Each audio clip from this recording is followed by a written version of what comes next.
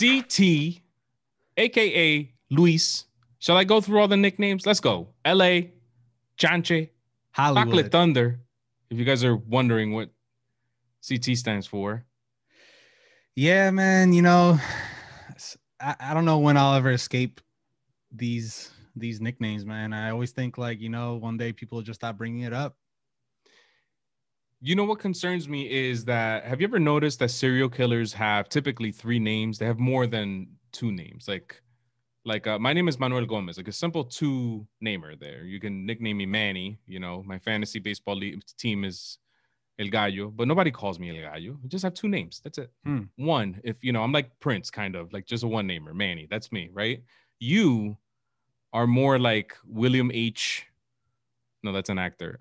You're more like a serial killer, a 3-named serial killer. Yeah. Luis Angel Gomez. None of which I appointed myself. No. I just want to be worse. Me, man. I just want to walk on this earth and just be me, but I could tell, man. You got a Jesus Christ vibe about you. I don't know if it's the beard and the long hair and wow, Jesus Christ vibe. All right. Yeah, that's you. There's an aura about you, man. That's all I'm trying to say here. I'm the Messiah. You're the Messiah. So, awards recap. Luis, let's talk about the awards that were handed out. Do it. Let's begin with MVP. And I have no idea who I predicted to be MVP, but in the American League, Jose Abreu was awarded the American League MVP award, and Freddie Freeman was awarded the National League MVP award. I have no beefs with Freddie Freeman. I think he had a monster season. I think he for sure was the Hall of the most valuable player in the National League. In the American League, however, though I think Jose Abreu had a really good season, tremendous season, his best season by far, I think Jose Ramirez was better than he was this year. And I think Jose Ramirez should have been named American League most valuable player. Just me, though.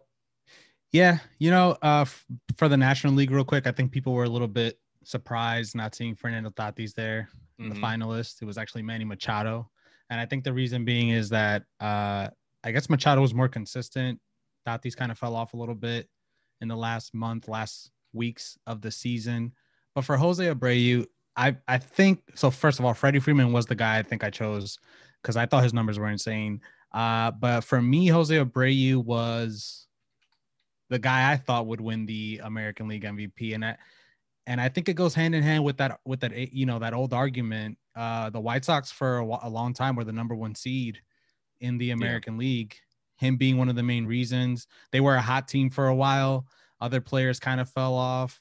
Luis Roberts, I think, started falling off a little bit towards the end, but Abreu never let up. So to me, I think he was the MVP. I feel like Jose Ramirez not really, maybe the second half of the season really turned it up. Was he even one of the finalists? He was. It was between Jose Abreu and Ramirez. Those were the 2 that MLB Network had like interviewed and stuff, like to dramatize it kind of. And I think traditionally speaking, Abreu beat Ramirez in most of the stats. So if you're looking at batting average, Abreu hit 317 versus Ramirez's 292.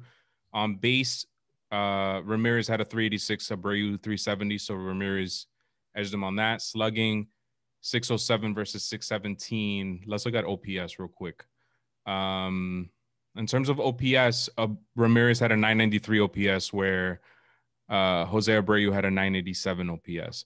But when you look at the more advanced stats, Luis, which you love, I know you love these so much, like really, runs created plus, for example. If you humor me here, Jose Abreu actually edged Ramirez in runs created plus. Okay. Interesting. It just seems like there's always a stat that you just texted me and I just got caught off guard. Yeah, I got you. I got you on that. I got you. In terms of WOBA, Ramirez edges out Jose Abreu. In terms of WAR, Jose Ramirez edges out Jose Abreu. Here's the thing. Ramirez plays a tougher defensive position.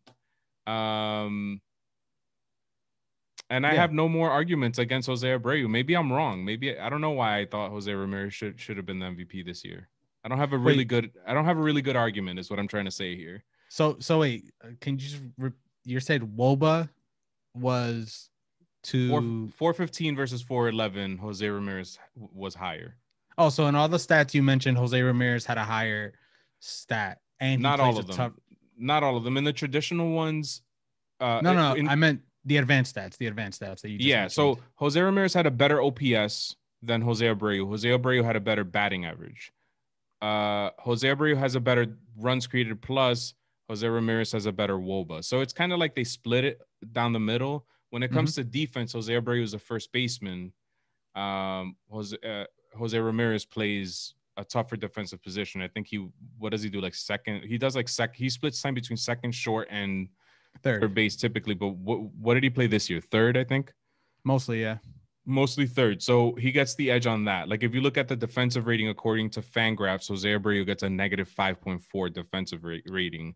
Jose Ramirez gets a 1.7 defensive rating. So it really depends on how much value you put into that. I had a conversation with somebody today where we were talking about Hall of Fame votes and stuff.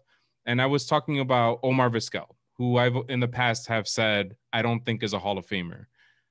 And that's because I'm looking at offensive stats. If I'm looking at offensive numbers, somebody like Omar Vasquel doesn't stand a chance. But the problem is that there's when do we start looking at defense as well? And if you compare Omar Vasquel's defense to other players, there's no doubt that he's a Hall of Famer. You know what I mean? Yeah. And I have to give him some value for that. So I've changed my mind. I think Omar Vasquel is a Hall of Famer. So using that rationale, Jose Ramirez plays a tougher position than Jose Abreu. So shouldn't we give him more points for that or no? No, yeah, especially since the MVP. Yeah, I would have to agree, man. I would have to agree. Wow. Hold on a second. What the hell just happened here? It's just that I feel like I hear that. Is there anybody here? All right, relax there. I just feel like I saw more of Jose Abreu's game this year than I did Jose Ramirez, and it just seemed like he would come up with a big home run every game. So I think anybody who listens to this glorious podcast since the beginning, 3 years running. Wow. I think anybody that listens to this podcast knows that I'm more of an eye type of guy. And what I mean, eyes, like my eyes, use the eyes to watch the game. I'm fascinated by the Goliaths of the game. So don't really look into advanced stats. I do think defense should play a part in the MVP, but I also feel like defense is it's not something you can really measure on a stat. I know Jose Ramirez is a better defensive player than Jose Abreu. So I agree with you that, that should hold some weight. But man, I'm okay with Jose Abreu winning the MVP award. I know you are too. I know that's not what your argument was. Yeah, no, I am too. Looking at this closer, and I was lucky enough to be able to listen into his presser after he was announced the winner. And he was one of the most humble people that I've, you wouldn't hear it because I feel like baseball does a bad job at promoting these guys. But all he kept talking about was his grandmother. He pointed at a picture of his grandmother. He talked about how his mother is his inspiration and everything. He took all the credit and took it off himself and gave it to everybody else around him. And he deserved it. Good for him. Good for him. Now, my beef for Cy Young. Did I say who the Cy Youngs were yet? No, we haven't talked about Cy Young yet. In the American League, it's Shane Bieber. No arguments there. I can't argue with that at all. In the National League, it's Trevor Bauer. And though I think that he had a really good season, again, best season of his career, I think Yu Darvish was the real NL Cy Young, in my opinion. You mentioned this in a previous episode when we were giving our predictions that Bauer might get the award, but in your eyes, Darvish was the true best pitcher in the National League. Yes, sir. Yes. I don't remember what your argument was. I feel like Bauer. Can we agree that sometimes these awards isn't like, if the stats don't tell the story, popularity kind of does a little bit. I feel like Bauer kind of has, no matter what he does for the next 5 years, he will be an elite pitcher as long as he hovers around that low 3 ERA and, has some highlights, striking out some big name players. I feel like that guy, and maybe postseason performance has something to do with it too. He pitched an amazing game in the wild card series. Although the Reds, And again, on the surface, if you're looking at regular stats, Bauer's ERA is 1.73. Darvish's ERA is 2.01. I want to see what their whips are real quick. Bauer's whip 0.79, Darvish's whip 0.96. So like those traditional numbers edge Bauer. If you're looking at probably the most traditional number, which I hate, wins and losses, Darvish has an 8-3 record. Trevor Bauer has a 5-4 record. But that also, if you look at that and you want to make an argument for record, Darvish pitched for a worse team and he had more wins. So exactly, what does that say about Darvish? Also, FIP, a more advanced stat, fielding independent pitching, taking away all of his defenders because he can't control what the guys behind him does. Darvish has a 2.23 FIP. Trevor Bauer has a 2.88 FIP. So just looking at the three true outcomes, what the pitcher can control, Darvish is better than Bauer is. And if you're looking at Fangraphs' WAR stat, Darvish has a 3 WAR. Trevor Bauer has a 2.5 WAR. So not taking anything away from Bauer, I'm glad he won the award. Go get your money, Bauer. Probably gonna go to the Mets. Good luck, Queens. You got your new John Rocker, or you're gonna get your new John Rocker. But I think Darvish is the real. So was Darvish second in the Cy Young Awards? I don't even know, man. Let's go to the Baseball Reference. Let's go to the bubble. Let's go. Yeah, second. Okay. And he got some MVP honors as well. Very nice. Impressive. Very nice. Yeah, man, I would have to agree with you again. 2 for 2. Damn. Wow. What's happening here? You're on fire, man. It's just Woo! It's been a while since we recorded, man. Maybe I'm just off my game. All right. Let's move on to Manager of the Year. Manager of the Year award, I have no arguments. In the NL was Don Mattingly, and the American League it was Kevin Cash. Yeah, no arguments there. It's just funny to see Cash get the Manager of the Year award, and then I feel like we have to talk. Maybe we didn't talk about this enough, but the whole argument about what a manager does versus what the front office controls, like with analytics and everything. I think we need to revisit that, because every time I hear somebody like Michael Kay talk about the subject, he always says, if you think that these managers have a say in what goes on in the game, you're mistaken. It's all the analytically driven front office. Ooh. And to me, I have to believe that. I feel like the front office it's more like in politics. Like these politicians at the end of the day will go up and sign bills or whatever and speak at the podium, but they have a team of people advising them. So I feel like at the end of the day, it was Kevin Cash's decision to pull Blake Snell. Like that decision came at his own it was his own doing at the end of the day. He probably had a team of people saying, hey, by the way, we don't want this guy to face the lineup the third time through the order. We don't want this. We don't want that. We want these guys in the lineup today. But at the end of the day, he makes the lineup.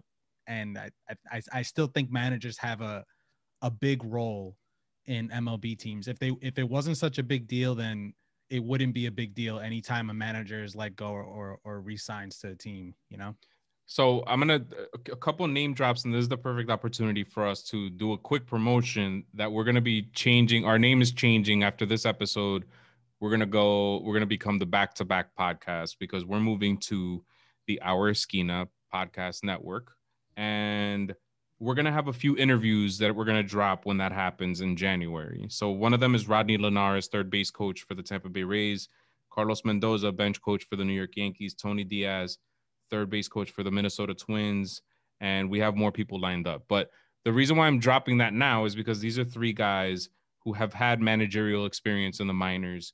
And in the case of Carlos Mendoza, someone who sits alongside the manager, which is Aaron Boone in this case, for the New York Yankees. And I asked them all, what role does analytics play in a clubhouse and in a game? And what I got from all three separately was that you just get a ton of information. You're flooded with information. You have a lot of information, but what you do with that information, ultimately, it's up to you. So in Carlos Mendoza's case, I asked him flat out, when you decided to pull out Davy Garcia from that Game 2 start as an opener, was that the front office, the analytics department telling you this is what you should do? Or was that Aaron Boone's choice? He said it was Aaron Boone's choice. That's what I figured. Yeah. Because honestly, think about it. Like, why would they go through all this trouble interviewing all these different managers? Why not just hire the cheapest guy, which is a guy with no experience, literally guys like me and you who have somewhat of a grasp about baseball, but we have no prior experience, so we can't negotiate a good contract or price or anything. We're not expensive. Why not just hire guys like that? No, instead, AJ Hinch gets a job. Alex Cora gets a job. The guys that already have experience. Shout out to Alex Cora, man. And I think, all right. And I think it's like someone like Kevin Cash, for example. I think it's what Tony Diaz, third base coach for the Twins, told me is that it's how you're interpreting that information. It's not that the decision was wrong, because had that Davy Garcia move worked out, or had the Blake Snell move worked out, we would be praising them and saying, wow, that was such a gutsy move, taking Garcia out after the first inning, and look at what, the Yankees won the game. The fact of the matter is they ended up losing the game. And that's the thing that you can point to bash the team on it. Or you can bash Kevin Cash for removing Blake Snell from the game. I love how we're talking about something that happened like a month ago already, or 2 months ago. But it was a big deal, man. It was a big deal. World Series. What if it had worked? You know what I mean? That's the problem. And Kevin Cash, most of the time, I think the moves that he's executed have worked.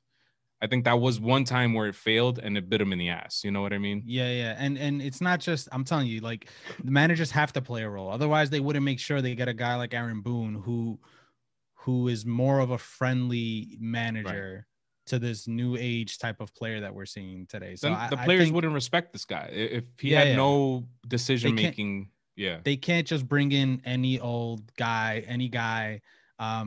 Yeah, we can argue that obviously analytics drove out the old style of manager, but maybe they drove out themselves. Maybe they didn't want to take in the information they were getting. Maybe all the front office does is said, hey, you know what? Here are the tools. Try to use them. And the old managers were just like, you know what? This game is it's played with heart. There's a pulse, blah, blah, blah. So maybe they drove themselves out, you know? Yeah.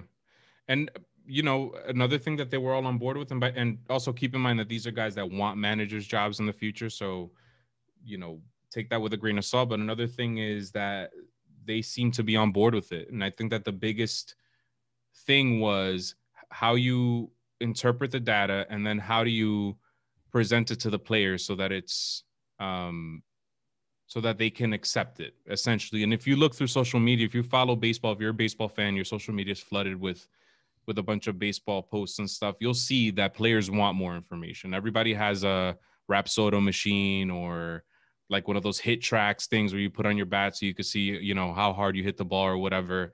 So that's just the name of the game. And I think another good point that another one of these interviews was that the game transitions a lot. So right now we're seeing a lot of shifts and stuff, but eventually guys will learn how to beat those shifts. 10 years ago, you were told to hit the ball on the ground. Now you're hitting it in the air. 10 years ago, a lot of guys are throwing sinkers. Now they're throwing sliders and fastballs, or high fastballs and curveballs, right? So it'll change eventually. And I don't even know where we're going with this, but here's what I'm going to say. In the American League, I have no problems with Kevin Cash winning the award. But what about Rick Renteria? He just got fired by the White Sox, and they hired Tony La Russa. He took his team from a sub 500 record last year, a 4.47 win-loss percentage, to almost winning the Central this year with a 5.83 win-loss percentage. Anything to say about that? No, again? Not any.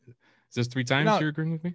Well, okay. Well, you're saying, what about him? I mean, I think Kevin Cash was deserving of the award. So although I agree that, this guy could have gotten the award, is there really an argument if a guy that got the award was also deserving of the award? Think about that. It's like one of those, if a tree falls in the forest and nobody's there to hear it, did it make a sound? Yeah, I don't know if it's exactly like that, but I know what you're trying to say. Let's move on to the Rookie of the Year. Kyle Lewis, American League, unanimous. You picked that guy, by the way, when we made our predictions. I picked him, but I had no idea he'd be unanimous. And now I can't even think who was in competition with him. Luis Robert. League. Okay, yeah. So Luis Robert, I think what did him in was he didn't sustain that production. Yeah. Kyle Lewis kind of turned it up second half, I would say. For the rookie of the year, we had Kyle Lewis. Second place was Luis Robert. Third place was Christian Javier. I can't argue with this move. I mean, they had between Kyle Lewis and Luis Robert, they had the same amount of home runs. Luis Robert had 3 more RBIs. Kyle Lewis had a better batting average, better OPS, more hits, more runs. I mean, how could you disagree with this? I'm good with it. And shout out to the Mariners because I don't remember the name off the top of my head, but I know the prospect they got for the Mets in that Cano trade with Edwin Diaz.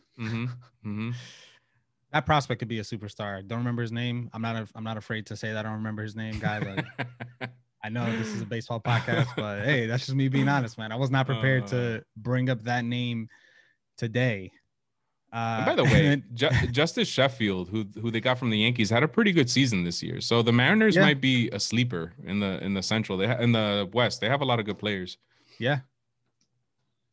And then we got Devin Williams in the National League. I'm not mad at that either. Now looking at these numbers, but I'll be honest with you, like I didn't know he was having this good of a season. I wanted Alec Baum to get it. I think we and you. I might have talked about Tony Gonsolin. Was it Tony Gonsolin? No, it wasn't Tony Gonsolin. Jake Cronenworth. Yeah. But I think we were rooting for Baum on that one. But I can't be mad at this. Those are pretty good numbers. All right. Yeah. Those were the major awards. Could I just say a beef I had with the Gold Glove Awards? Let's hear it. The fact that Clint Frazier did Jeter win it again or something? I mean, it looks similar to that. How does Clint Frazier get a Gold Glove nod for outfielders?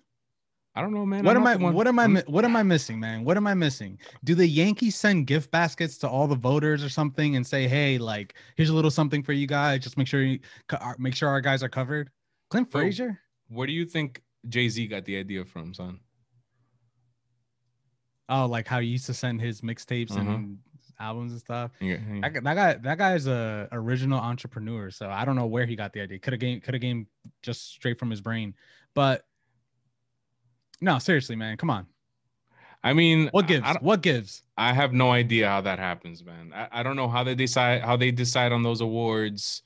I just went on Fangraphs and sorted out outfielders based on defensive runs saved, and he's not even in the top 30, man. Let me make this list 50. God. Well, is the top 30? He's not even in the top 50. Okay, are the guys at the bottom of the top 50 in the negatives of that defensive save stat that you look at? So the top defensive run saved was Joey Gallo. He saved 12 runs this year. Then it's followed by Kevin Kiermaier and Mookie Betts are tied with 10. Tyler O'Neill, Luis Robert, Alex Verdugo, Trent Grisham, Brian Reynolds, Jackie Bradley Jr., and Cody Bellinger. Those are your top 10 DRS guys. I get defensive run save, but that stat that you mentioned before with Jose Abreu, where he was like a negative. Oh, the defensive rating, yeah. Yeah. So are the guys in the top 50? Is the bottom of that 50 tipping towards the negative, or is it still positive? Is it a net positive? Is it a net negative? You know, I'm on Fangraphs right now, and they don't even have defensive rating for outfielders. I don't know, man. All right. I feel like they just, I think you're right. Maybe the Yankees, gave Manfred a couple, $20, $40. Like, hey, just give this guy a little love. Maybe they'll package that and say, hey, that has to be. I'm telling you, here's Gold Glove winner Clint Frazier. Yeah. With the fast hands for Francisco Lindor. Let's do this. Gold Glove nod. You got a Gold Glove nod. So somewhere in that trade package, they're gonna be like, yeah, give us Clint Frazier, and they're gonna be like, whoa there. He's not just a good offensive player. He has a Gold Glove nod. So he doesn't just have a glorious head of red hair. He has a Gold Glove nod. It's just bullshit. Real quick, Platinum Glove winner Alex Gordon of the Royals. Interesting. Platinum glove in the National League, Nolan Arenado. Not mad at that. Me neither. Not mad at that. Another name drop here, man. Tony Diaz was in the Rockies organization for like 19 years, and he managed Arenado in rookie ball, and he had some really cool things to say in that interview about Arenado that I hope you guys listen to when we drop in January. But you know, he was supposed to be a catcher, and look at what he turned into. And the organization was trying to make him a catcher, and he was persistent. And now he's, you know, is he the best third baseman we've seen in like the last 20 years? You know what I mean? 30 years. When you're meant to do something in this world, you're just meant to do it. Because how is that guy supposed to be a catcher? Right? Even though he does have like the structure of like, he has like a wide body structure to be like a catcher. So I could see it happening. But look, he's a best. I mean, he has to be. Yeah. How many? I think he's had a Gold Glove every year in the majors. Is this his first? I think this might be his first Platinum Glove. But yeah, Gold Glove every year. It's a 4-time Platinum Glove award winner. 4-time. 4-time. Whoa. So to your argument, that guy he should have gotten MVP at least once in his career because. For sure. I mean, he's always been an offensive threat. And if we want to say defense counts, I mean, you're looking at one of the hardest positions in baseball and the best guy at it.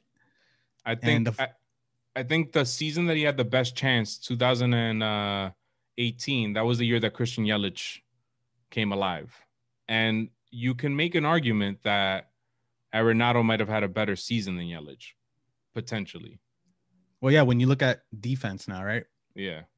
So I don't know, man. I love me some Arenado, man. Silver Slugger, real quick. Don't want to spend too much time on this, but some notables. Salvador Perez. I had no idea he was out for a while this year. Yeah. So okay. Is Silver Slugger just go to the minimum number of at bats for highest batting average still? I'm trying to think. I have no idea, but I'm trying to think here. Catchers in the American League. There weren't that many. I mean, I know defensive catchers like Roberto Perez is an incredible defensive catcher, but offensive, outside of Salvador Perez, Gary Sanchez was a joke this year. There aren't any catchers in the American League. How was the White Sox catcher? What's his name? The Cuban dude, Grandal. I don't know. I don't think he's anything what he used to be, but if I had to think of somebody that's an offensive catcher, he's one of them. Yeah. Yeah. Yasmani Grandal, 230 this year with a 773 OPS. There just aren't that many catchers in the American League. So I'm not mad at Salvador Perez. When he played, he was good this year. The problem is I think he had COVID at one point. He didn't play a full season. He only played 37 games. But he had a 333 batting average, 986 OPS. I'm not mad. I thought he was out for other reasons this year. Christian Vasquez had a pretty decent offensive catcher season. Red Sox, little Red Sox love there. Yeah, okay. All right. Calm down there. Let's see here. Other names: Juan Soto, shout out. Mookie Betts, Tatis, Machado, Freeman, Osuna, Trout, Nelson Cruz, Donovan Solano, second base. Yeah. Sleeper. Travis d'Arnaud, catcher, Silver Slugger for the National League. That just goes to show you, man, there aren't that many.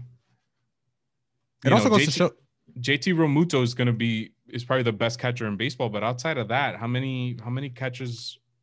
I think the age of the catcher, the power catcher, the Ivan Rodriguez, Jorge Posada, Mike Piazza, I think those days are gone. Also goes to show that the Mets suck as well. Wow, Travis d'Arnaud getting a Silver Slugger. d'Arnaud, didn't he like rake in the postseason too? He had like a home run almost every game. Yeah, he did some damage for sure. Tim Anderson, love Tim Anderson getting a Silver Slugger. We could be looking at one of the better hitters of this generation. Manny, I think that's enough for the awards, man. I want to give you an award for being a great co-host, man. Wow, man. Thank you, man. Thank you for you know what? I'm giving you an award too. You're the platinum.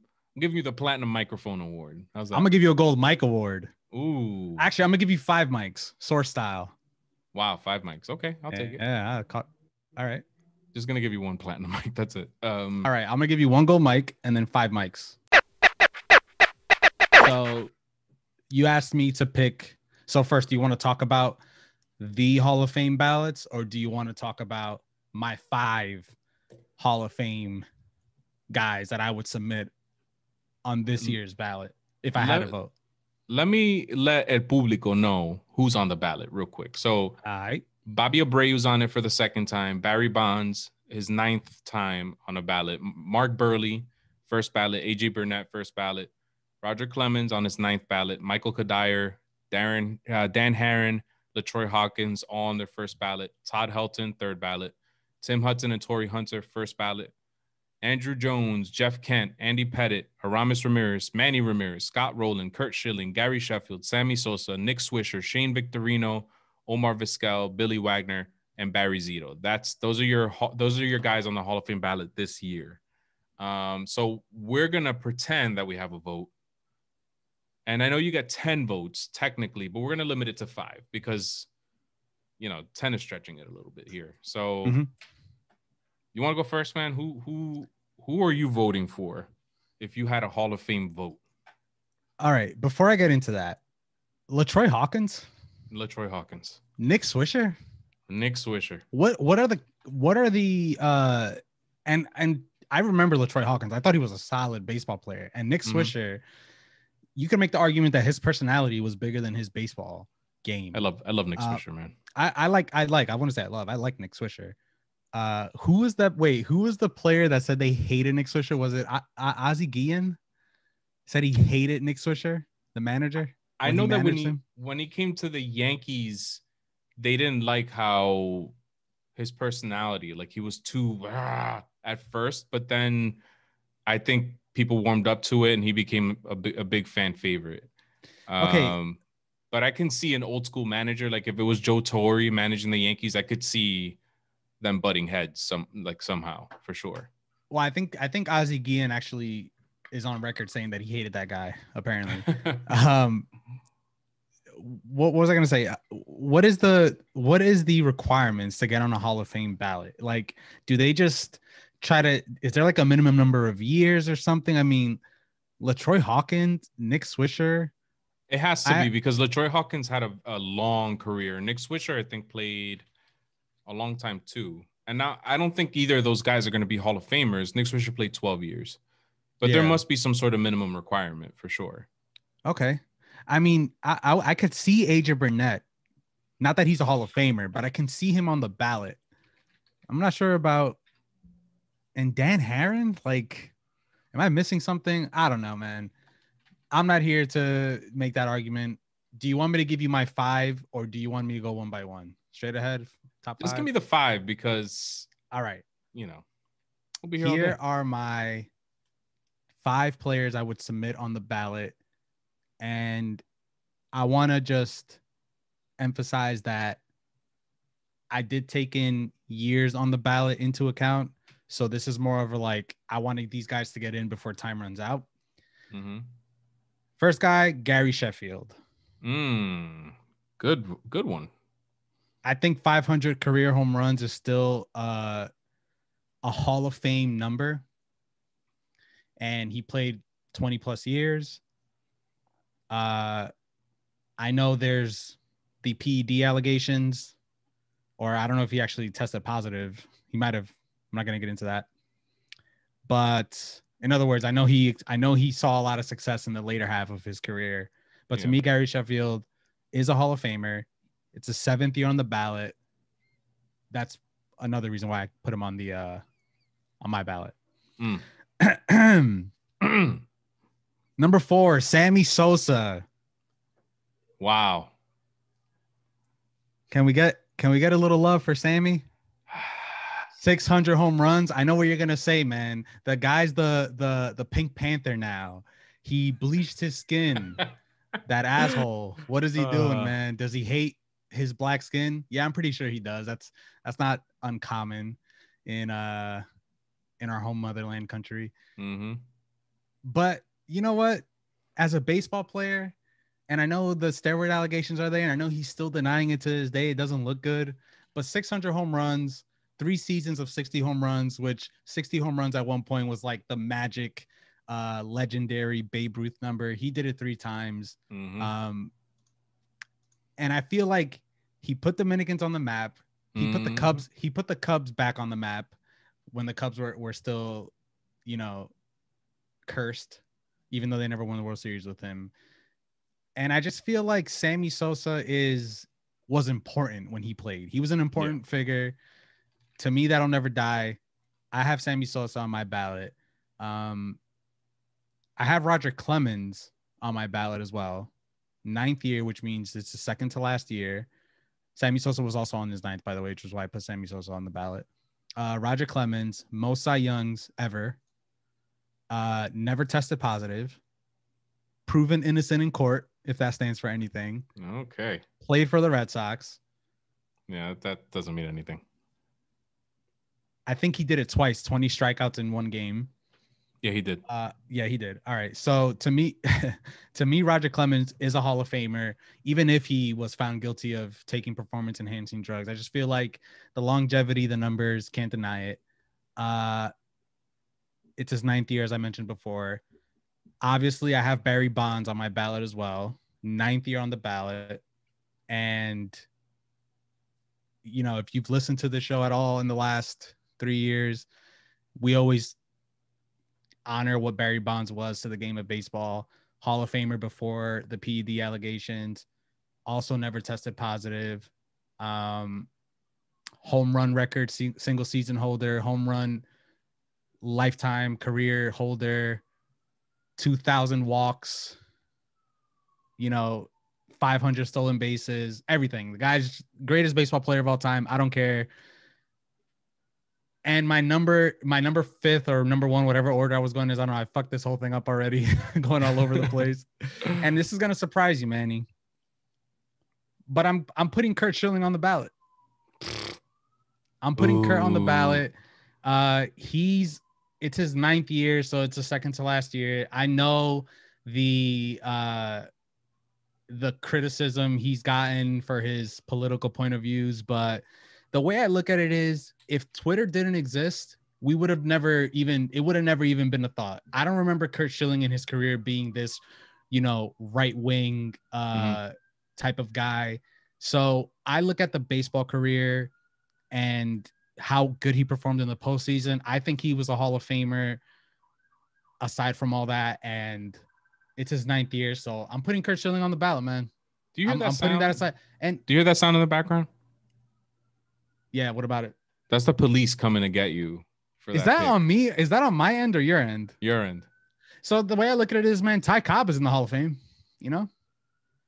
No, I agree with you. I don't think that what your political beliefs are should be held against you. I think that's up to the individual. I think it's the type of shit that he said in his life. I'm not saying that Curt Schilling isn't a Hall of Famer, and I'm going to sound like such a hypocrite, because I'm of the belief that if a player is a Hall of Famer, he should just be a Hall of Famer. He shouldn't have to wait 10 years to get into the Hall of Fame. But in the case of Curt Schilling, I understand why we have this in place, because I think he's a Hall of Famer, but I think we should wait until the last possible moment for him to be awarded it, just to kind of send a message like, we don't stand for the type of shit you say. Like, yeah, but I mean, it's not even just the political stuff he says. It's just, no, he said, to me, the worst thing he said was we should hang journalists or something, whatever he said. Like, now we can get into a whole political debate. I don't support that shit that he said about that. Everything else, though, honestly, if we wanted to, we could have a debate on all the other things he said. And again, sure, maybe I'm being naive and I haven't looked into everything he said. I don't follow him on Twitter. I don't keep up with everything he says. So maybe he has said more crazy stuff than that. But besides the hanging thing, I feel like the punishment is making him wait this long. Maybe he gets it on his 10th year on the ballot. Maybe that should be the punishment to get him, to not let him get into the Hall of Fame. I just think there's worse people in the Hall of Fame already. Yeah. And also, not to be an apologist for Curt Schilling, but this guy sunk all his money into a failed video game company. Yep. So who knows what kind of right-wing Party got into his brain like the reason why you can't make your money back is because of the Democratic Party, whatever. That's an easy, that is an easy route to that side of the road. So, Kurt Schilling, man, I'm putting him in there. All right, I got you. I understand, man. If I understand, he got you that championship. It's all good. That's true. You're my top 5, huh? That is the actual reason why I didn't mention it. I mean, that was legendary. His performance in that World Series and in 2001 is legendary. You can't take that away from him. And he's had monster years, 2 consecutive seasons with 300 or more strikeouts. He was hurt a lot. There's a lot of seasons where he didn't pitch full seasons, but he still won 216 games, almost had a 600 win-loss percentage. The guy was a beast. Struck out. How many did he strike out? Did he do 3,000, 31-16? So he's in that illustrious group of guys that have struck out 3,000 or more batters, and I think all of them are in the Hall of Fame except for him and CeCe. I think are the only 2. Yeah, and Roger Clemens.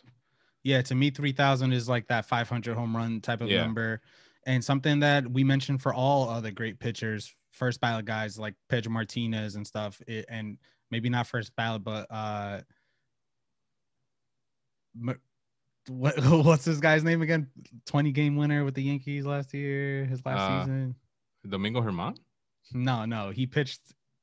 I know who it is. 20-game Mike winner. Messina. Mike Messina. Oh, pitched in the steroid era.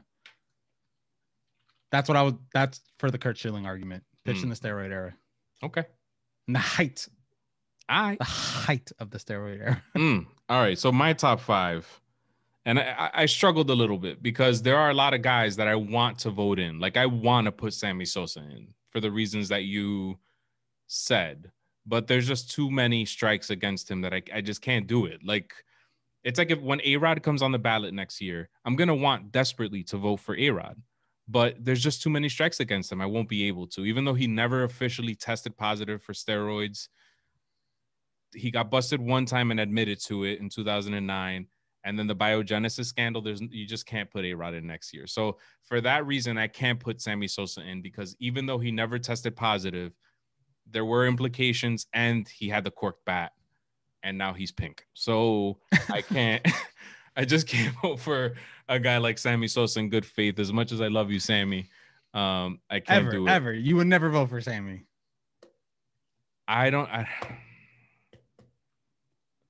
Next year. Maybe next year. We'll see next year. Another person I really wanted to vote for, but I didn't, was Manny Ramirez for the same reason. Too many strikes against him. I think he tested positive twice for steroids. Maybe. I know one for sure, but I think it was twice. Yeah, twice. And he left the MLB before serving that suspension. Right. So I couldn't vote for Manny Ramirez. So those are 2 guys that hurt me that I couldn't vote for. Another guy, Omar Vasquel, I think he's Hall of Fame worthy. I can't put him in my top 5 though. So I'm not going to vote for Omar Vasquel. I know that this isn't what the conversation is, but here we go. Number 5.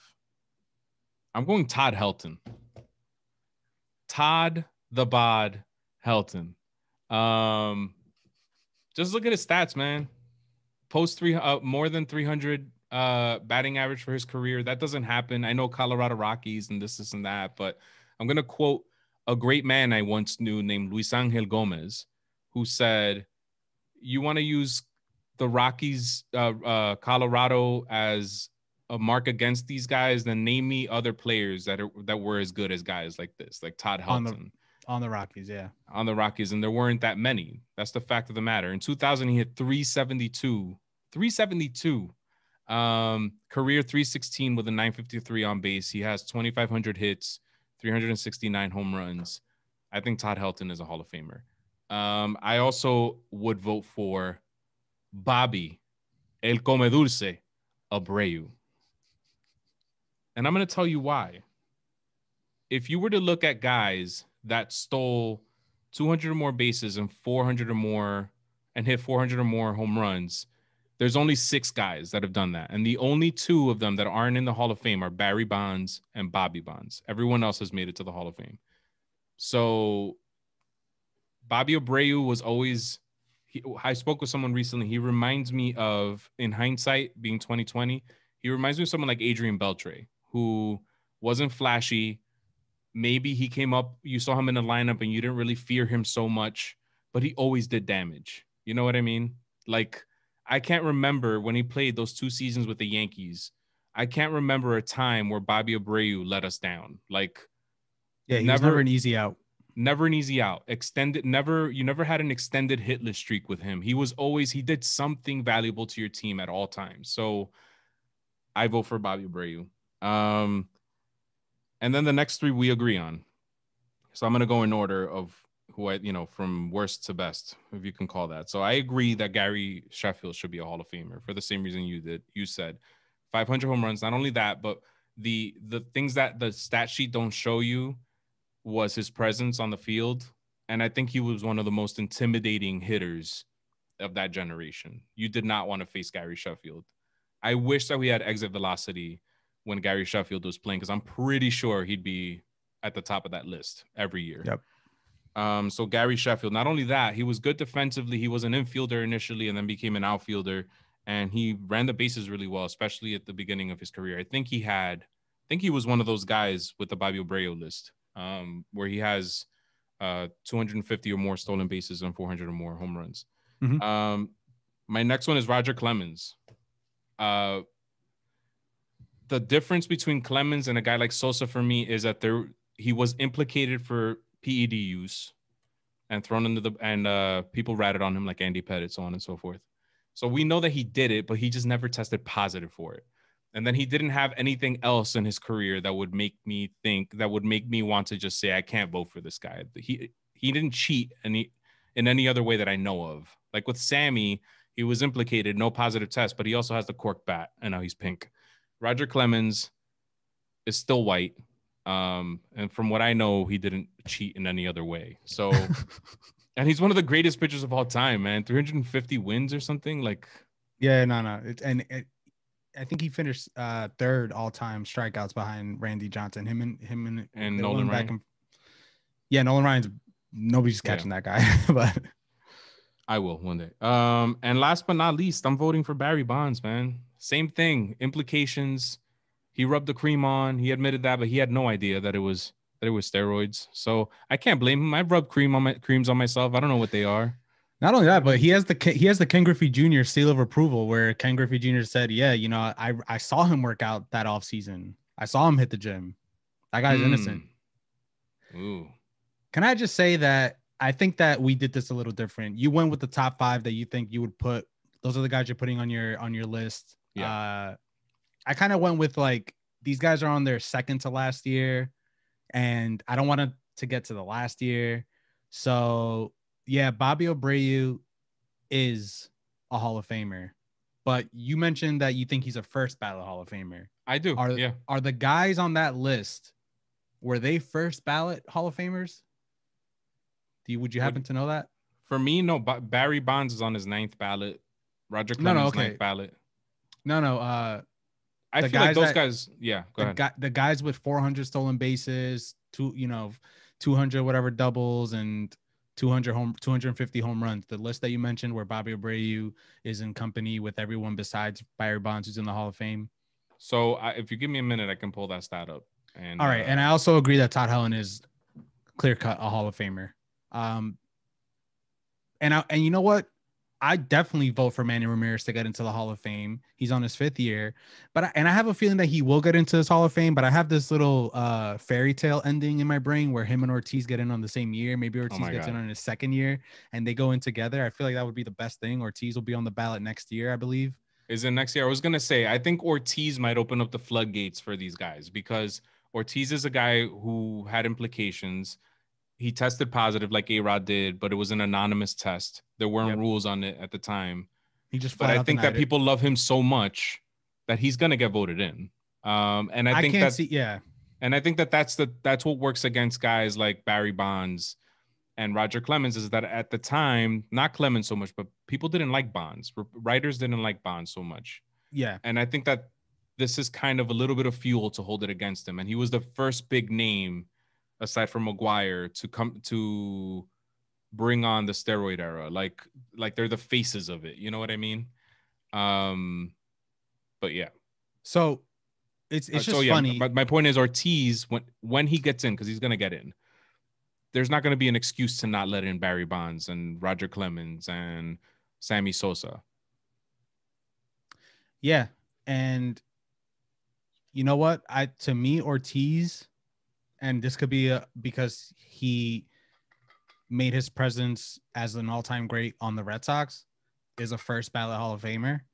Maybe the PD implication makes him a non-first ballot, but I have this fairy tale ending in my brain where Manny gets in on his 7th year, Ortiz on his 2nd year, and they go in together as the Bash Brothers, the best back-to-back in a lineup ever. No debate. Okay, that's a joke. No, there is no debate. No, there's debates. There's debates.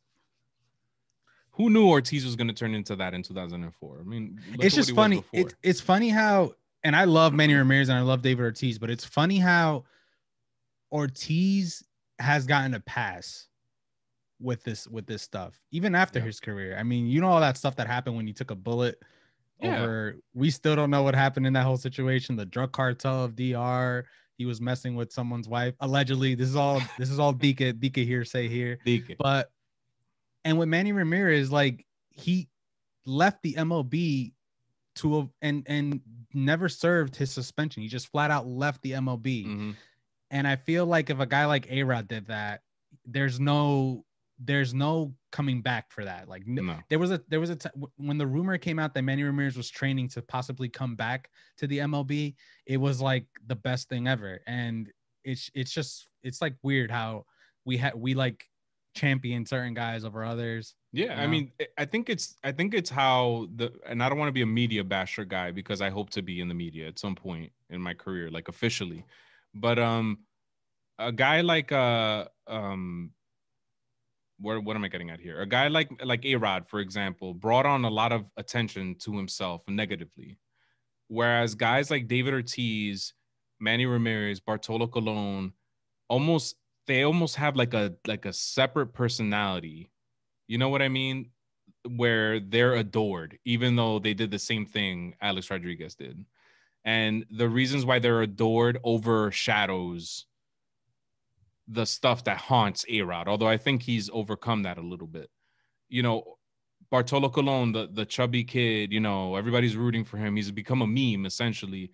Manny being Manny, right? Going to take a leak inside the Green Monster, wearing headphones during a game, all that stuff. And David Ortiz, just this big, like, teddy bear that everybody loves and carry the Red Sox to break the curse. And always has a perfect shape up. Always. Right? Fuck, man. Shit's painted on, man. Yeah, man. Shit. And but no, you're right. And then A-Rod never had that. And what A-Rod did was take pictures kissing himself in front of a mirror, go to Central Park shirtless after being traded to the Yankees. Shit like that. Negative attention. He and again, he brought that the same way that I feel Ortiz and Manny earned and Bartolo Colon has earned that because they're just being themselves. A-Rod brought all this negativity onto himself. Mm-hmm. It's just that's why I think we should do away with the, you know, what do I feel about this player as a person? Because if it's a baseball Hall of Fame, I would just judge it off being a baseball player. That's just my take. A-Rod asking for a girl's number during a playoff game, dating Madonna, bringing her to games and shit. Shall I continue? Yeah, he cheated on his wife. So I can't defend the guy there. By the way, the stat that I gave you guys about Bobby Abreu was incorrect. It was 400 or more stolen bases and 250 or more home runs. So I want to correct that real quick. I think that is what you said. Is it? I thought I said 400 or more home runs and 250 or more stolen bases. But I'm trying to get that. I'm getting it here. My computer's loading. You mentioned that Bobby Abreu, the other player, would probably be Gary Sheffield. And at that point, you said 250 home runs. Oh, I see what you did. Got it. Yep. So do you want to hear the company that he's in? I got it up finally. Yeah. So Barry Bonds, Bobby Bonds. Those are the only two that aren't Hall of Famers. Bobby Bonds, not a Hall of Famer. I don't know why. Barry Bonds, not a Hall of Famer because of steroids. If not for that, he would be in for sure. Then you have Ricky Henderson, Craig Biggio, and Joe Morgan. Ricky, I believe, was a first ballot Hall of Famer. If not, he should have been. Yes, first ballot in 2009. Craig Biggio, I can't remember if it was first ballot for him. 3 votes. So it wasn't first ballot for Craig Biggio. And Joe Morgan got in on the first ballot in 1990. So the only one in that list who didn't get in the first ballot was Craig Biggio. And of course, Barry Bonds and Bobby Bonds aren't in the Hall of Fame. So I think that Bobby has what it takes, but maybe he's not a first ballot Hall of Famer. I don't know. Yeah, I think that's the argument. I think he is a Hall of Famer, maybe not a first ballot. Veremos, as my mother would say. Can we just talk about the Robinson Cano stuff really quick? Yeah. And we'll save the free agents for another time because, you know, that's going to be relevant for a while. So Robbie Cano's second steroid test, and by the way, he's in that conversation now with Manny Ramirez and Sammy Sosa for me. When he comes up for the Hall of Fame vote, he should be a Hall of Famer. He's not going to get in. You got busted twice. Like, there's no excuse anymore. You know what I mean? And by the way, this is coming from a guy who I don't think there's anything wrong with steroids if you're doing it in a safe way. And I've said this 1,000 times before. I'm not going to say it again. But anyway, that's not what I'm trying to talk about here. Robinson Cano literally threw away $24 million. But this is what I want to talk about. The Mets might be turning a corner, Luis. Because if you think about this, in the past year, since 2020 began, which is supposed to be a bad year for everyone else, it's a good year for the Mets. That goes to show what that organization stands for. They made a deal with the devil. That's what I'm saying here. Anyway, they went from the Wilpons to the richest owner in baseball in Steve Cohen. Yoenis Cespedes came back and had to forfeit money and then decided to leave mid-season, making him a free agent. They don't have to pay Cespedes anymore. So they saved money in that end. They got the richest owner in baseball, got rid of Cespedes' contract somehow, tying back to Steve Cohen. Steve Cohen then gets rid of Brody Van Wagenen, his first move, best move ever made by an owner so far, because Brody was a joke as a manager, as a general manager, just throwing that out there. And now Robinson Cano gets busted for PEDs, which should be bad news. But let's be real, Mets fans. You have $24 million now, another $24 million on top of what the Cespedes money that you didn't have to pay for. You're going to get a huge free agent, in my opinion. And it seems like everything is falling in the Mets' way right now. And I wouldn't be surprised if they came up and shocked us next year and won a World Series or some shit, because it just seems like everything is going their way right now. You see, man, you had it. Your arguments were solid. Everything was good. And then you just had to say, shock us and win a World Series next year. All right, I'm sorry. Maybe not a World Series, but maybe win the division. How about that? Yeah, no, actually, I don't think that's going to happen either. Oh. Listen, man, when do you ever get a team in this position and they go out, and it hasn't happened yet, but we know it's going to happen. The Mets will be big spenders this offseason. When does a team ever get this opportunity? I'll use the Jets, for example. The Jets were in a similar position 2 years ago when they hired their new GM or whenever that happened. And they went out and got a coach and they spent money on this and that. They had all this cap space. But when does a team ever suck and then turn it around? And I won't just say the Mets suck, because they were one of the best, according to the numbers. Offensively, they were one of the better offensive teams. And they still have Jacob deGrom, who I think is the best pitcher in baseball. Mm-hmm. And they still have Noah Syndergaard, who's like a baby Trevor Bauer, who's good on some days, maybe not good on other days, whatever. And now they got Marcus Stroman, who accepted the quality offer, which I think was something they didn't want to happen. Michael K broke it down pretty good. They offered him the quality offer in hopes that if he signed somewhere else, they get draft compensation for that. And instead he accepted the quality offer, I would imagine, because a guy like Marcus Stroman isn't getting more than $18 million a year from any team. So he's like, fuck it.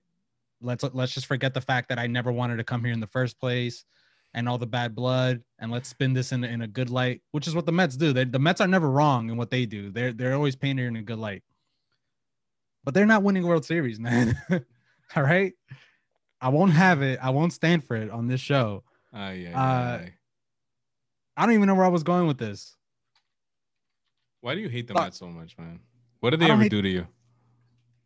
I don't hate the Mets, man. I just think that New York teams, as I've always said in the past, if you listen to the show, it's like the 5th time that I bring up if you always listen to the show on this specific episode. So I'm sorry that I'm getting annoying, but I just feel like in all sports, New York teams are always over overhyped and overrated. Okay. That's just my opinion, man. All right. I just think that now with the Cespedes money gone and the Bauer money gone, like you said, Syndergaard is back next year, and not the Bauer money, the Cano money gone for a year. With that money available, you want Trevor Bauer, there's no excuse now. You can give him whatever he wants, because not only do you have the money that you were willing to spend, now you have $24 million more that you could spend on top of that. You want Francisco Lindor, you can trade away your entire farm system and go ahead and get him, man. It doesn't matter. You have this, like, nothing's going to stop this team from getting what they want right now. And that's all I'm trying to say, man. That's all I'm saying, bro. Yeah. Everything's breaking their way here. Yeah. But what I'm trying to say... There's an organization out there, they wear socks which are red on certain days, where things broke for them in 2004, and they, rode that into a championship. You know what I'm saying? Why not the Mets? All I'm trying to say is that just because the Mets, last year they were 7th in team payroll, they'll be 4th before the season starts. 2021. They could be first if they wanted to. This guy's the richest guy in the sport, and I'm not gonna sit here and say Cohen is just gonna open up his bank and just take all my money, Mets. That's not gonna happen. But yeah, but I think that's what I'm trying to say. That's the point I'm trying to get to is Philly spent a lot of money. I know the Nationals won a World Series 2 years ago, but they spent a lot of money. The Giants spent a lot of money. The Angels spend a lot of money. I think the Angels are a perfect example. Just because you spend a lot of money don't mean shit. All right, man. Just saying, bro. On top of that, they're cursed. They have a rotation of DeGrom, Bauer, and Syndergaard. Oh, yeah. No, they will be good. Stroman will be the for number 4 starter on that rotation. That's ridiculous. Good luck. I want to get into some Dique, man. Let's get into it, man. The best segment on the best baseball podcast ever created. When Jesus came down and said, "Thou shalt be podcasts," we were what was in his mind when it came to baseball podcasts. I'll cut that out. No, don't. I'll kick it off, Manny. We just spoke about it. Robinson Cano, second time in his career, test positive for a banned substance in baseball, will miss the 2021 baseball season. But Dique, it was actually all a setup from Steve Cohen. In order to allow him to spend more money on some of these free agents. So basically they used his previous sample where he failed the first time around. And it was all a setup, man. It's all a conspiracy to put another black man down, Robinson Cano. And yeah. Damn, Cano. It was all just a setup. Sorry, bro. If you need an attorney, man. Cohen. Hey, man, if somebody could set anybody up as a guy with billions of dollars to spend. So you're right, man. Who knows? The fact that Cano hasn't made a statement yet, it just goes to show, Yeah, we don't know this for a fact, but Dique, so take that however you want. Speaking of the Mets, according to Joel Sherman of the New York Post, you see him on MLB Network here and there, time and again. Dique, the New York Mets are not a match for Francisco Lindor because they don't have a good enough farm system to impress the Cleveland Indians. I, however, think that's a crock of shit because Steve Cohen's going to say, "What's your worst contract? I'll take it on. Give it to me. And I'll take on Francisco Lindor." You know what I mean? Who would that be, by the way? The worst contract on the Indians? Shit, man. You just had to ask me that. Now I have to look it up. Don't worry about it, man. Don't worry about it. No, bro. You ask, and I would like to deliver for once in my life. Dique. So, we know that Trevor Bauer is one of the highest rated free agents. He doesn't shut up about it.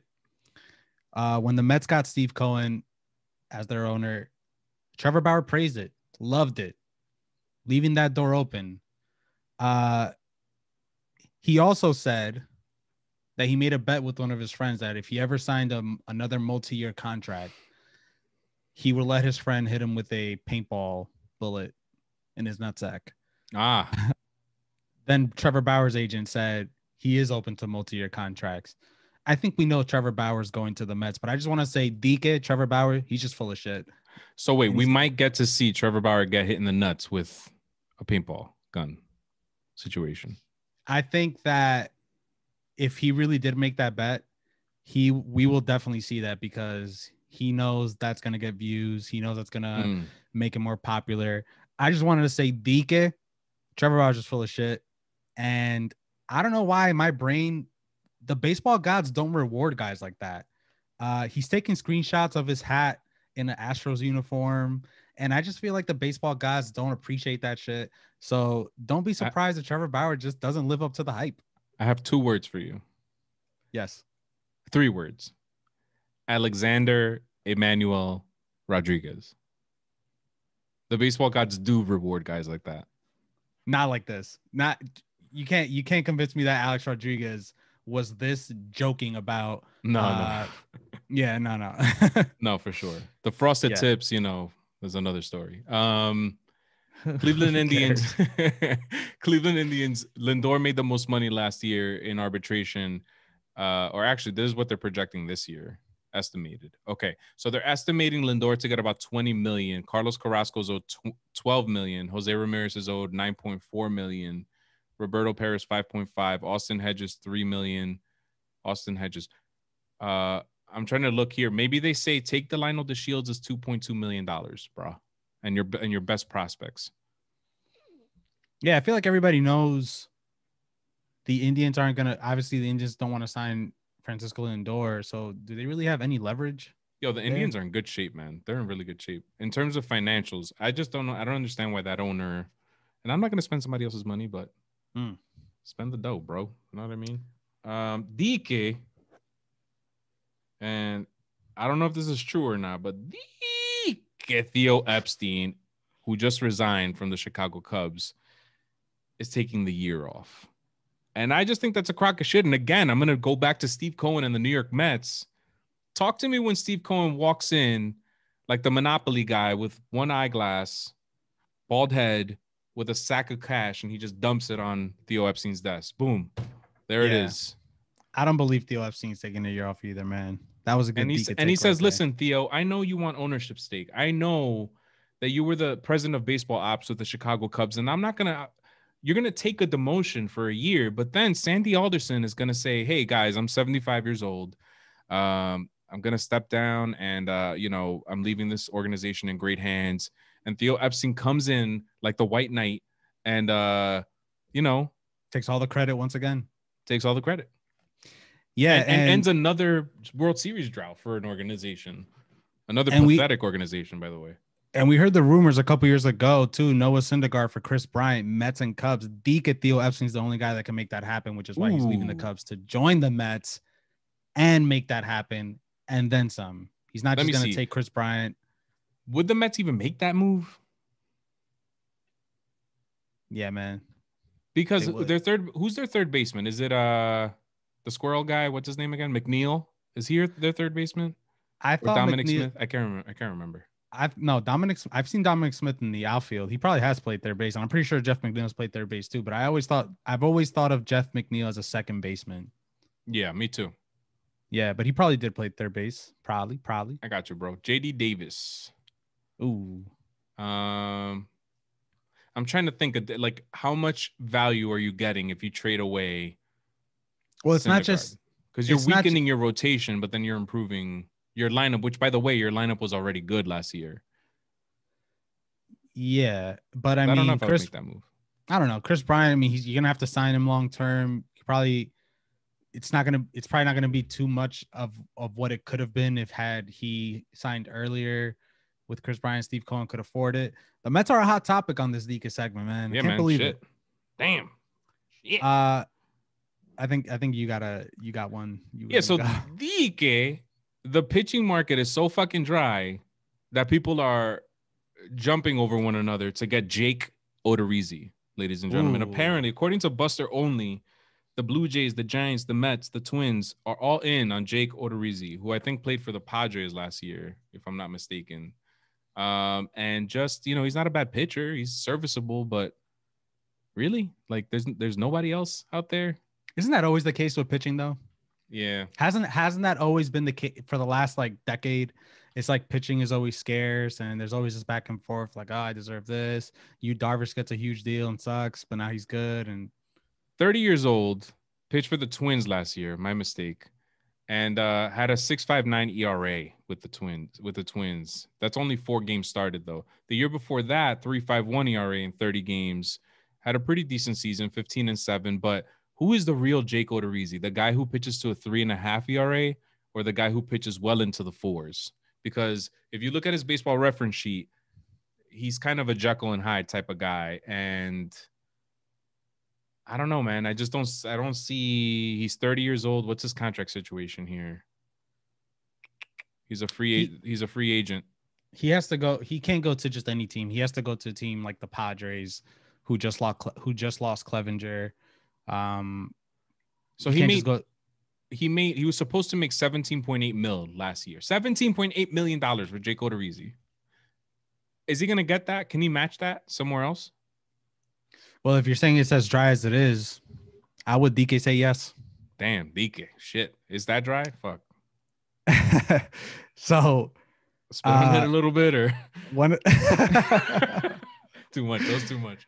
Yeah. So Kim Eng. Oh God, I'm scared.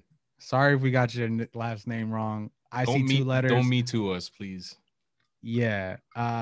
She made headlines becoming the first female GM for the Marlins. But Brian Cashman also made a little headline in relation to Kim Eng. Says Kim Eng was indispensable. Now, Brian Cashman uses a different dictionary than what I use, but clearly he's just full of shit, as we're used to seeing the Yankees being, because clearly she wasn't indispensable if you let her go to the Marlins, man. Ouch. I don't know, man. Money talks, I guess. Brian Cashman, I just don't know why you keep lying to us. You keep saying that, Aaron Boone has the reins to the team, but you do shit like this. And I'm just trying to talk shit about Brian Cashman. Don't like the guy. Think he's overrated. Wow. Oh my God. We're gonna go there. Sorry about overrated. It. Good thing you're saying that during this segment. Yeah, here's one for you. Dique. Dique, the fucking Los Angeles Dodgers are trying to build the superest of the super teams, and they're trying to make a trade for none other than Nolan Arenado. Yeah. Dique, the Los Angeles Dodgers print money and are the reason for the super inflation that we're about to experience in this country over the next 5 years. Los Angeles Dodgers, ladies and gentlemen, printing money. For real. Dique, allegedly. Speaking of the Dodgers, Manny. Ooh, let's hear it. Cody Bellinger had shoulder surgery in his shoulder. And Dique, he's happy because his prescription for pain is the dankiest of the dank, man. LA weed. And we know that guy likes to puff on that grass. Wow. Cody Bellinger. I got one more. I don't know if you got any more. No, I think I'm all out, man. I'm done. I'm done with my Diques. All right. So the White Sox recently hired 80-year-old Tony La Russa to be the manager of their team. And he got caught, driving while drunk or drinking and driving. Caught a DUI, my man La Russa. I don't think that was the first time he's ever gotten caught with something like that for some reason. It wasn't, right? So. No. Actually, Dique, he got so upset, all the tweets and all the fun people were making about his old ass managing this young team. And he wanted to Dique prove himself by having a drinking contest with his young staff. And he had no idea that he would be that hammered when he got behind the wheel that day. So Dique, that's a fact. I don't Dique, know. He was seen leaving the hotel room in which this beer pong game, this illustrious Chicago White Sox beer pong game that happens among staff and players. Dique, he was seen crawling to his car, physically crawling, literally, And people thought that he was just pretending to be Leonardo DiCaprio in Wolf of Wall Street. But no, he was just that shit-faced. He could not hang with the younger players, man. These guys are fresh out of college. Yeah. Beer pong champions. Mm-hmm. Shotgunning beers left and right. And he couldn't hang, man. Wow. I mean, if that was not the best Dique segment ever, then I don't know, I don't know. I don't even know where I'm going with this. Last but not least, Pete Rose, Dique still bets on MLB games. That's not even a Dique. He came out and said he still bets on MLB games. I don't really have a spin on that other than good for you, Pete. I hope you're hitting on some games. Embrace it, man. Just embrace it. And also get help, man. You might have a problem. You might have a gambling problem. Like, you shouldn't be making headlines about gambling if that's what's kept you out of the Hall of Fame, Pete. Yeah, for 30 years. Yeah, so get help, man. Get your ass some help. I got you, man. If you need somebody to talk to, Pete, we can talk. We can talk that therapy talk. Come on the show. Yes. Air out your dirty laundry here, and not literally, but you know what I mean. And we'll listen. We'll listen. Dique, Las Águilas Cibaeñas have 8 players test positive for COVID-19, but they tweeted out categorically denying those rumors. But Dique, that's what's going on. Are you serious right now? Yeah, I'm being serious. You're not pulling my chain here? Not yanking your chain at all. Yanking my chain? Wow. Damn, man. I don't know what to say except that I'm not surprised because you could. Ooh, my light just went off. So I'll get a little good, man. Then we're here. Got dramatic. I guess I'm not surprised, man. Sometimes I see those games and I'm like, these guys, they need to really invest in like some broadcasting technology. Because I think it was Los Toros del Este. They put out a tweet. It was either them or Las Estrellas. I can't remember who it was, but they put out a tweet. And all the guys are in the clubhouse with their masks on, which, by the way, I understand that the whole mask deal, if you're getting tested, I don't know what the COVID policies are in La Liga Dominicana, but if you're getting tested, like we talked about during the regular season, wearing the mask and stuff is just a show. It's just kind of like because it's unnecessary. You know that when they go in the clubhouse, they take their masks off and shit. But anyway, they put out a tweet of the players celebrating in the clubhouse, and they all had their masks down, and somebody was recording.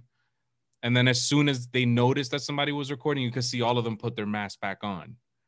But it's like, it's too late already. And then the team posted it anyway. So what I'm trying to say is, I don't know what the restrictions are in DR. I know that they have curfews, and I know that they put on a big show about following the curfews. Like, you'll follow on social media, you'll see the cops like drive around and throwing people physically into their house and shit, breaking their chairs, breaking their drinks and all that stuff. But in our town of Corozo, which is a small countryside in San Jose de las Matas, a municipality of Santiago in the Dominican Republic, somebody just passed away of COVID there. You know what I mean?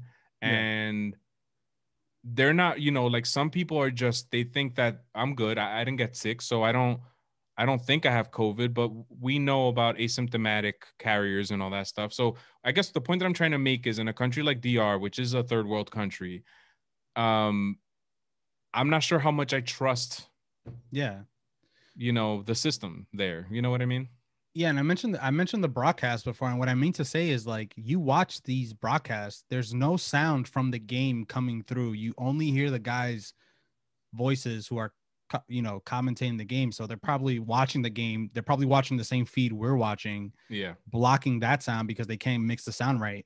And just to prove that you can't mix the sound right, you watch a game and it might sound normal, but then when the commercials come on, the volume is like way louder. It's insane. And I mentioned that to mention, like you said, if we're breaking protocol here, where we have all the money, and what I mean by all the money, I mean, like, when the MLB has the funds to make sure there's a protocol in place and we're still breaking it, then what could we expect from the DR teams? I mean, yeah.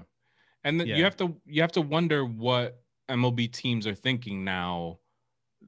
The Las Águilas are denying that rumor's true.